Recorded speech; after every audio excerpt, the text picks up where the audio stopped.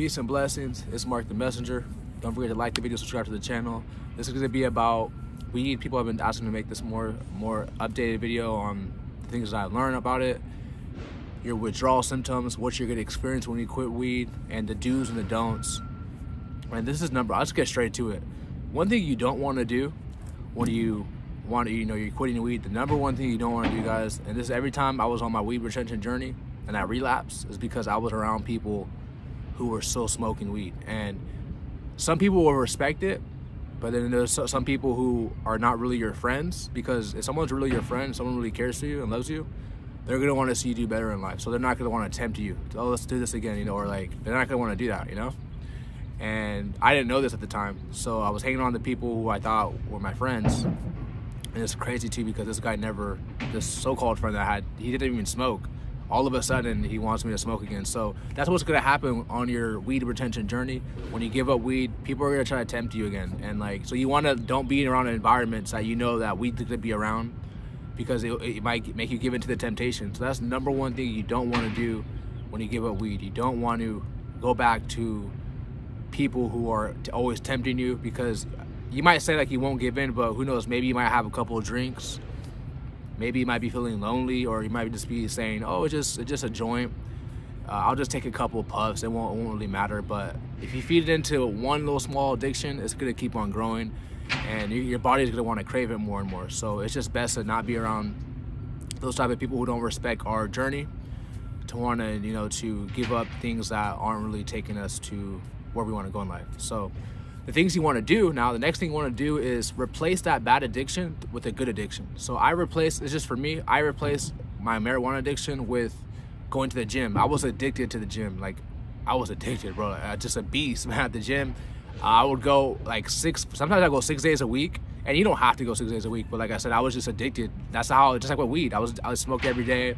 I would smoke 3 backwoods a day, and I just always had it. So it was just it was addiction, and I replaced it just by going to the gym, lifting heavy weights. And that's a dopamine. When people don't realize, when you smoke weed, it's a dopamine. So, but it's a bad dopamine, because you're not really gaining anything, and it's a temporary dopamine. But when you go to the gym, it's a good dopamine, because you're building your body up, you're building your self-esteem up, your health goes up, especially if you eating healthy as well too, which I'm gonna talk about in a bit. So yeah, you want to replace that bad addiction, not just with marijuana, with anything else. Replace that bad addiction with something good, going to the gym, exercising, or anything that you like to do, any type of hobbies, any type of sports you like to play. Just replace that bad addiction with something good. Or maybe you're an artist, use that time to make music, whatever the case may be. And one thing about the gym, I wanted to eat more healthier, so I actually learned how to cook. I was on YouTube watching cooking videos, cooking channels, and I'm like a chef. Now, I'm not a chef, but I could cook, and it's because, all the time I was using to smoke weed, I could have been using it to, build myself up. I was spending rolling up, hitting up my friends, smoking, being high, just being lazy, procrastinating, and not really being able to reach my goals, because I was investing too much energy and time into doing something that I was already doing for years. And I noticed towards the end, I wasn't really getting anywhere. It was just a never-ending wasting money and just wasting time, really. So I knew that addiction had to stop, and I had to replace that addiction. Like I said, we're going to the gym. I learned how to cook, and just feeling better about myself throughout the day. I just feel a lot better, and that's what keeps me going. I feel a lot better. I'm more productive in life. I have goals that I have accomplished that I wasn't able to accomplish when I was smoking, or marijuana and stuff like that. So that's the one thing you want to do. Replace that bad addiction with a good addiction. Whatever. It doesn't have to be the gym. It could be anything else that you like to do, like a good hobby that is not linked to drug use or anything like that. So another thing you don't want to do, don't think about your withdrawals. You're gonna have withdrawals, especially if it's your first time quitting. You're gonna go through withdrawals. Insomnia. That's what I went through. Insomnia. I wasn't able to eat as much. Sometimes I'd be sweaty at night. You might throw up. Everyone has different experiences, and you might get that fear of missing out. That's what a lot of us go through in life when we give up a bad addiction. When we give up something that we know we shouldn't be doing, then we go to our Snapchat memories. It pops up. you know, or you might look through like your camera roll and you see, you know, and you might get the fear of missing out, like, oh, I miss being high, I miss getting high. But think about the times that you were getting high. Like, what did you really accomplish? Did you get to where you want to be in life? The answer is no. Then don't have the fear of missing out. You're not missing out on nothing, you know. And that was something that always made me relapse when I was on weed retention. I would look at my memories and be like, oh, I miss this feeling, and when I would actually smoke after being like 6 months absence from it, I'd be like, dang, this wasn't even worth it, you know. It really wasn't worth it. And like, I just feel regret and sorrow, because now how an addiction form is, you do it once, right? You think, oh, it's just one time, nothing's wrong, right? But no, a week later, now I'm hitting up the plug and back to my old ways. So don't have that fear of missing out, or like, you know, you feel like, you don't give into that. Don't give into that feeling.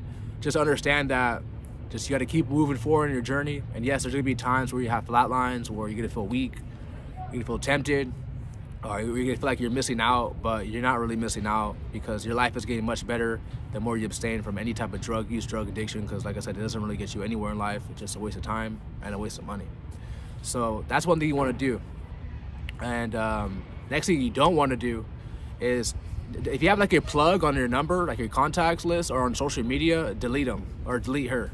Nowadays, females be selling weed, but if you have your plug on your number or contacts, just delete them, because that might tempt you again, because now you have an easy way access to hitting it back up, and you don't want to do that. A lot of times, us people who smoke weed or any type of drug addiction, it's because we were heartbroken. We got heartbroken.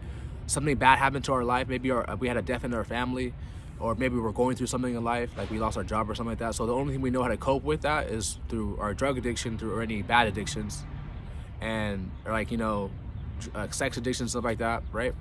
So all we know is a blunt. All we know is rolling up, getting high to cope with that. But that's not good to cope with it, because in the long term, it doesn't get you anywhere. Maybe in the short term, when it's like a 2-hour or 3-hour high, but once that high runs out, you still have to face your problems. You still have to look in the mirror and go through what you're going through. So when you're going through something bad in life, one thing I learned, this is just me, like I just start praying more, and you know, just be more connected to God, because that's what keeps me going, you know. And me being on my God-given purpose gives me a drive, it gives me a boost, it makes me more focused, more disciplined, and I just feel better throughout the day, just living for God, and just, you know, understanding that He has a purpose for my life, and He has a purpose for your life too. Everyone who's watching this video, He has a purpose for your life too, and it's up for you to tap into it. And it was very hard for me to tap into my purpose when I was getting high all day. I wasn't able to hear the voice of God, and I wasn't really able to do what He wanted me to do, and I was leaning on my own understanding, which led me to sorrows, heartbreaks, not listening to Him. So that's one thing I had to do better. So don't do that, guys. Don't try to lean on your own understanding and do what you think is right, because if that's not right to God, then it's not right. God's not pleased with that. So that's one thing you do. Make sure, you know, you're doing what your purpose is in life, like whatever it may be. For me, it wasn't linked to doing drugs. It wasn't linked. I thought it was, and I wanted it to be. As much as I'd be honest, as much as I really wanted it to be, that wasn't what God had for me. I used to have a weed dating app. It was a dating app for stoners to meet up, and it was called Marijuana Meet. Some of you guys probably heard of it. And as much as I wanted it to be my purpose in life, I knew that God was not leading me to that route, and that's why I had to do what I had to do, delete it, and just move forward. And yeah, man. So next thing you don't want to do, this is really important too. Now, you can tell people, but just kind of be low key with it, you know, because when you tell people you quit smoking, like you're not trying to do it no more, people like they look at you weird, or kind of like, you know, like, they don't give you any credit, like even though like that's a hard thing to do when you quit an addiction, but people don't really see it like that. So they might try to shame you, put you down, or like, oh, what's wrong with you? Is everything okay? But like everything is even better because you're giving up a drug addiction. So you could tell people, but at the same time, keep it, you know, only tell the people who you could really trust, people who you think that care and love you. Maybe tell them, because when I told people I was quitting, I thought people would be happy for me, but my friends didn't hit me up no more. Even though they were still smoking, like I still wanted to be friends with them, you know. Like I knew them for years, but some of them just didn't respect where I was trying to go in life. So I had to cut ties with them and keep them moving. So you might have to do that too on your journey. So that's one thing you you don't want to do. You don't want to just tell everyone, because people won't be happy for you, man. Some people will make you feel like you're fake because you're not trying to smoke with them anymore. Like, that's so stupid. But yeah, next you want to do too is take herbs. So if you have a hard time eating, there's herbs that help you eat more. There's a herb called maca root. Now, I'm not a doctor. I gotta say that for the YouTube algorithms. I'm not a doctor, so you gotta consult with your doctor. But there are herbs out there that help you eat. So if you have like the withdrawal symptoms of you not being able to eat, definitely there's herbs out there. It's not just maca root. I'm pretty sure there's other herbs too as well. Helps you eat more. There's also herbs that help you sleep at night better, or you can better your diet. Back when I was smoking weed, I would be eating fast food, junk food, sugars, just not really food that my body can energize off of. And so now you want to actually eat real food, better your diet, to get vitamins D from the sun. I'm getting vitamin D from the sun right now. Eat fruits. If you have a hard time sleeping at night, eat natural melatonin. You can get that from seeded grapes. You can get that from cherries with seeds in it. That helps you sleep at night. So there's many things you could do to, if you struggle with your symptoms or with your withdrawal symptoms that you're going through, you could cope it with a better diet.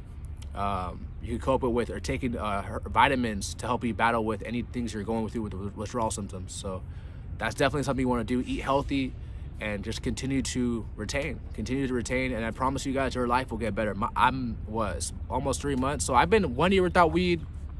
Then I relapsed. Then I went 7-8 months without weed. Then I relapsed. And it's like every time I'm not smoking, like my life is getting, spiritually, my life is getting better. Like the glow is there. Like, you know, smoking, people don't know, it's anti-aging. You're gonna age faster when you smoke. And it's crazy too, because nowadays you got dispensaries all over the place. You got, you know, weed shops everywhere. At least I live in California, so it's like there's like 8 within 2 mile distance from me. So the temptations are out there, but I promise you guys, the more you go throughout the day, or the more you go through retaining on weed retention, like you're gonna definitely reap the benefits. And I would recommend too, don't count the days, because that's just, it's a lifestyle. Quitting weed should be a lifestyle, so don't even count the days. Just understand that you're not doing it no more. You're moving forward in life, and the more you move forward to what you're supposed to be doing, the more you move forward in life, life is gonna get better. Because when you were smoking weed and getting high all day, you were just going backwards. You weren't really going where you wanted to go. So that's some do's and don'ts on your weed journey. Just make sure you understand that, yes, you're gonna go through roadblocks, you go through withdrawal symptoms, you're gonna feel like you wanna quit, you wanna give in, you might have the fear of missing out, but that's all in your head. Don't give in to the voices, don't give in to those thoughts. Continue to retain. There's nothing. Think about the times when you were smoking. What really happened? Other than you wasting your time, you wasting your money, and you went in a dark place. You know, that's how I was for me when I was getting high all day. I was in a dark place, and like when I stopped giving up weed, I was walking the light. I was getting closer and closer every day, just stepping more into the light. So I hope this motivates someone to continue, if you haven't already, to continue abstaining from drug use and all that. So I love you guys so much. God bless each and one of you guys. If you haven't already, like the video, subscribe to the channel. I'm out. Peace.